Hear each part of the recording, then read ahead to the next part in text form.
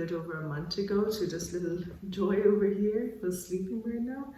And it was one of the most beautiful experiences. It was joyful, there was so much love around, and I gave birth here at home, right on top of where I'm sitting right now. A few years ago, I literally didn't know, I had no idea what a pain-free, joyful birth was, or that it was even possible. I grew up thinking that giving birth was what we experience when we watch movies, you know. You have a woman who's screaming, who's in pain, sweating, having someone shout at her, telling her what to do. The first time that I watched a joyful, pain-free birth was actually on YouTube, and I was like, can't be possible, can it? It must be like a one-off situation and one-off occurrence, and it's not actually that common. But the reality is that, yeah, it is actually common. And I was intrigued, so I did a lot of research, and I wanted to know more about it because that was the experience that I wanted to have for myself for both my pregnancies. So my first pregnancy with Magnus and also my pregnancy with Mira. It turns out it all has to do with your mindset and something known as the fear, tension, pain cycle. In short, what it means is fear creates pain. So when a person is in fear, in a state of fear, their state of mind triggers the body to go into fight or flight response. The body is flooded with adrenaline to help the person escape or fight, depending on the situation. In other words, the body tenses up.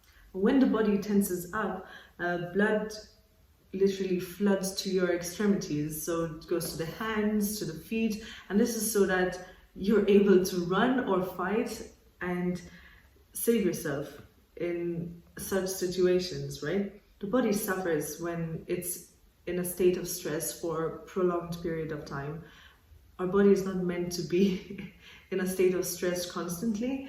It's meant to be in a state of stress during these periods where you're in danger, and usually danger lasts for a very short period of time until you escape, run away, and are safe. So when the body is not in a state of stress, then the body can actually focus on healing itself, on rejuvenating, and in our case, giving birth and having a pain-free birth. When our body is flooded with adrenaline, the production of adrenaline actually inhibits the flow of other hormones such as endorphins and oxytocin, which are both really necessary for the birthing and labor process. So what are endorphins? Endorphins essentially are nature's painkillers, so it elevates pain. Oxytocin, on the other hand, is your pleasure hormone. It's usually produced when you're making love, or it's also there to induce labor. So it triggers and starts labor. And this is why it's really important. And oxytocin apparently is a very shy hormone. So once you're if there's a little bit of stress, oxytocin is gonna stop being produced, and it's gonna really stop your labor process, and basically tenses up your body. So your muscles start tensing because all your blood is going towards your extremities, and you're in this fight or flight mode. So to make it simple, let's say you're pregnant, right? And you go for a walk, and all of a sudden you realize that labor has started, and you decide to go sit down somewhere close to a tree or anywhere where you believe is safe. All of a sudden this huge animal, let's say it's a bear, comes out from between other trees, and your body goes into fight or flight mode. And at this point, your body is not going to want to give birth in a space of danger. Your body wants to make sure you're safe, so that when you give birth, you're giving birth in a safe space, so that it ensures the survival of your little one. So your body is going to tense up, your cervix is going to tense up, and the labor process is going to stop. and all your blood is going to rush to your extremities, to your hands and your feet, and you're going to run to safety. And then maybe once you feel safe, your body has calmed down, then your hormones, your oxytocin will be produced again, and you'll start giving birth. While you're in a state of stress and fear, your body is not going to feel safe enough to allow labor to unroll. So it slows it down or even stops it altogether. Have you ever heard of people who have had really long labors and birth experiences? Guess what happened over there? Their body was in a state of stress, they were fearful, and their hormones were not, their oxytocin, their endorphins stopped being produced because adrenaline was being produced instead. And essentially fear and stress, they slow down the labor process. So the place you feel less stressed is the place where you feel most at home, right? And this doesn't have to be a physical place. This is the place where your body just naturally relaxes. And in Scandinavia and Denmark, we say you get into this atmosphere of Hygge, which is this coziness feeling, you know, where you have some candles, some light, your body really calms down and you feel really, really good. This is the place where you're surrounded by the ones you love, and a place which is familiar, and it gets your oxytocin flowing, your endorphins flowing. This is the place you feel most safe. And this is the place where you should give birth.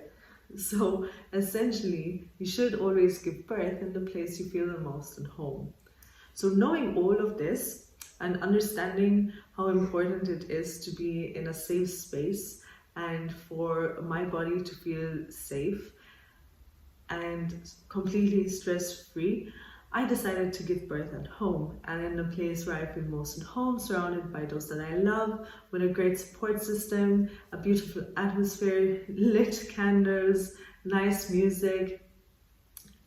And that place was here, right above us. And I had a pain-free birth. I had a joyful birth, and it was one of the most beautiful experiences, and I highly recommend it. And I really hope that more and more women and more people get to experience that. My partner was so happy to have been a part of it and so happy to have experienced something like that, because in his mind, he always associated birth with pain and birth with fear, and it's not a place that he wanted to be in or surrounded by. And I think for him, and he has experienced a few births in different settings, he was really, really happy, and it made him feel really good. And I highly recommend it, and so does he. As an alternative, giving birth in a hospital, especially during a pandemic, especially during this time when everyone is fearful, it's going to make labor more and more painful unless you have the right mindset. So sure, you can give birth in a hospital with the bright lights and not having the support system or your support system around you, not feeling at home. But if you have the right mindset, it could happen.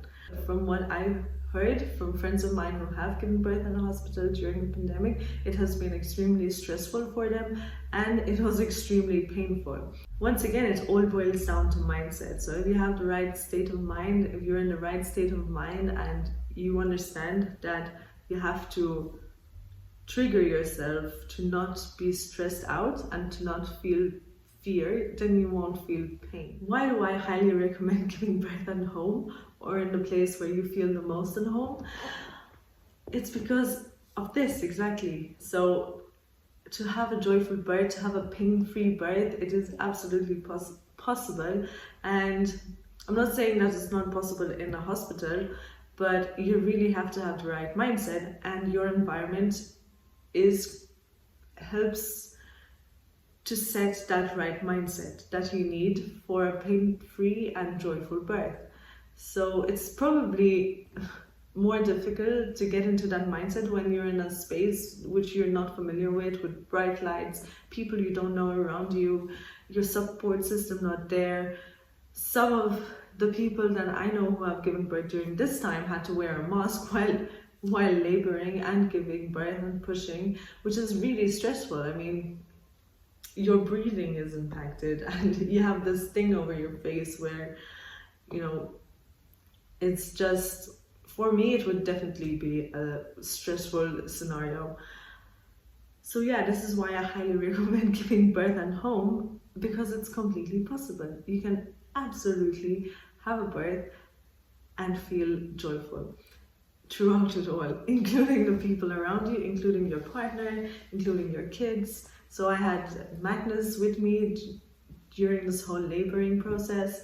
He was sitting on me, I was breastfeeding him, I put him to sleep, I put him down for his afternoon nap. That's when I started pushing, and Mira came out shortly after, and it was absolutely joyful. The people around me were amazing, incredible. So thank you to everyone who was part of the team. Thanks to my family. So thank you so much. Thanks, Marion. You really deserve a big shout out. And also St. James Hospital. So Josie and Anna were a part of my birthing team, and they were absolutely wonderful.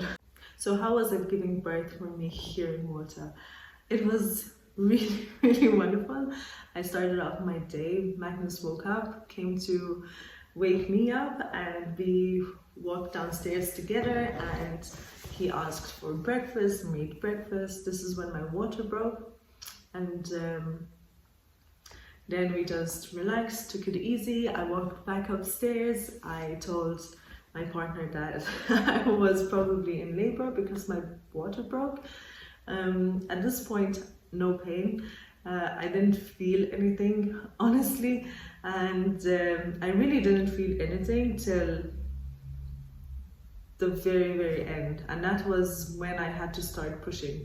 That's when I started feeling the contractions and the urge to push. And yeah, I phoned up my doula at around noon.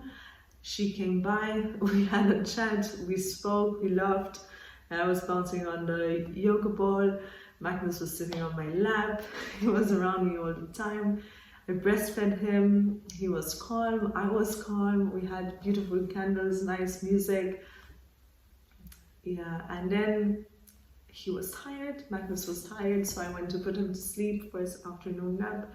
And I usually breastfeed him while I put him to sleep, so he was being breastfed. And as soon as he fell asleep, I got up and felt the urge to start pushing. And at this point, the midwife came, and this is when I started pushing. The midwife phoned the doctor. The doctor came as soon as Mira's head popped out. And yeah, he was gone. He came in and out in 15 minutes. So he came into the house, and 15 minutes later he was out of the house. Yeah, and it really all took such a short period of time. Everything happened really fast, but it was a beautiful process, and I really, really enjoyed it. And I highly recommend it, because why wouldn't you have a joyful birth if you know you can do it? Why wouldn't you want to experience the joy of giving birth? It is a really joyful experience. It's us embracing a new life.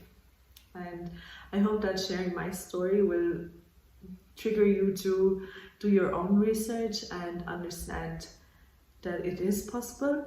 I will share some reading material down below, and so in the info I'll share some reading material, and I'll also share a few photos of the whole day and how it evolved.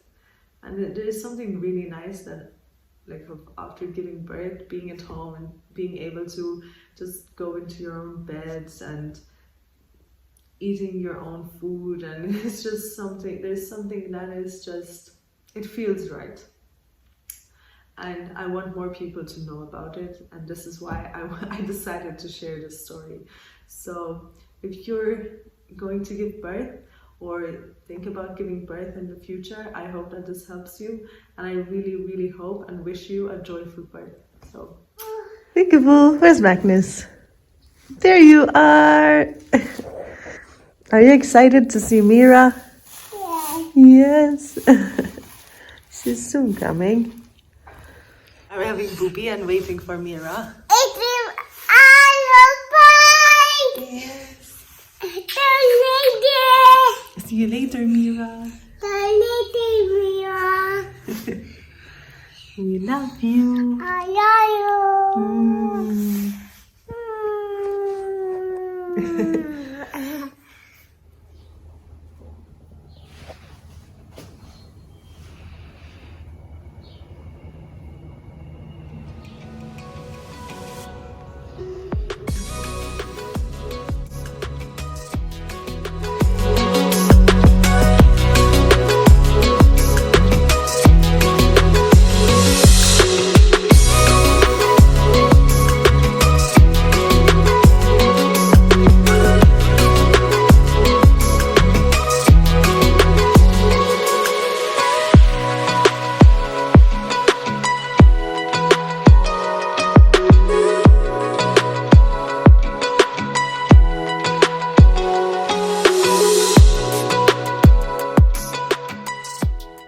She's still sleeping. So peaceful.